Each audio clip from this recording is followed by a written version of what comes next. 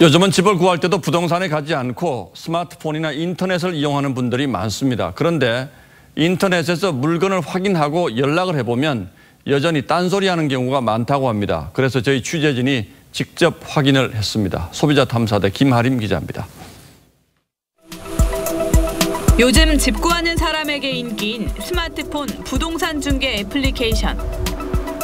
일일이 발품 팔지 않아도 집 구조나 위치, 가격 등을 쉽게 비교해 볼 수 있습니다. 그런데 사진이랑 똑같은 집이 아니거나 아니면 뭐 그냥 가격이 아예 다르더라고요. 그냥 시세만 보는 정도로 하고 있습니다. 취재진이 앱으로 방을 구해봤습니다. 세탁기와 에어컨 등 풀옵션에 깔끔한 인테리어, 지하철역 근처 방이 보증금 200만 원에 월세 40만 원. 월세 40만 원인데 방이 엄청 좋아요. 그런데 연락을 하자 없던 조건을 말합니다. 예, 서 보고 연락드렸는데요. 매물번호 6이요. 단기만 하시는 거예요. 단기 매물이어갖고. 또 다른 곳은 세입자가 집주인 몰래 임대 내놓은 물건이란 답이 오고 이거 같은 경우는 집주인이 알았을 때는 퇴실을 시킬 수 있는 그런 매물이라서 아예 엉터리 정보를 올린 매물도 있습니다. 주차가 가능이라고 돼 있는데. 여기예요, 여기. 애한동 보는데요? 얘는 못 키워요. 모두 허위 매물인데 그럴듯한 매물을 가짜로 올려놓고 일단 연락 오면 다른 물건 계약을 유도합니다. 이 매물들이 이제 가구수 매물들도 많이 올라와 있어요. 최대한 그렇게 제가 맞춰드리고요. 그나마 비슷한 가격대 다른 물건을 소개해주겠다고 해도 막상 가보면 전혀 다르고 이게 230, 크게도 쓰시고 물도 쓰시잖아요. 그냥 냄새는 없어지고 자연스럽고 쓰시고.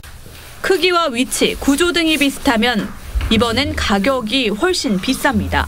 500으로는 좀 힘들어요, 거의. 얼마 정도 하면 좀? 1000이요. 1000에서 2000, 원룸은. 취재진이 앱을 보고 연락한 부동산 20곳 가운데 19곳이 허위 매물이었습니다.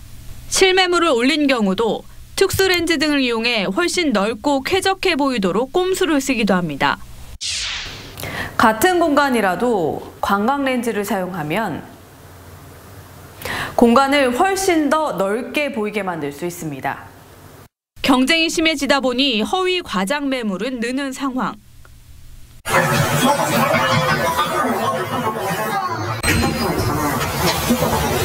이 때문에 정직하게 영업하는 업체가 상대적으로 피해를 봅니다.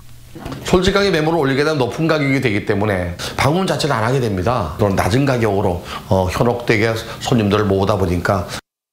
부동산 내 비용자 3명에 1명은 허위 매물을 경험했고 허위 매물 신고 건수도 3분기에만 24,500건으로 지난 분기보다 17%나 늘었습니다. 내년 8월 허위 매물 중개인에게 500만 원 이하 과태료를 묻는 등 처벌을 강화한다지만 때가 됐다. 부동산 앱 업체는 허위 매물 여부에 상관없이 광고만 많아지면 돈을 벌고 아파트 실거래가를 한눈에 바로 보다. 피해는 소비자에게 돌아갑니다. 가는 시간도 있고 찾아보는 그런 시간도 있을 텐데 짜증나지 않을까? 화가 먼저 나지 않을까요? 소비자 탐사대였습니다.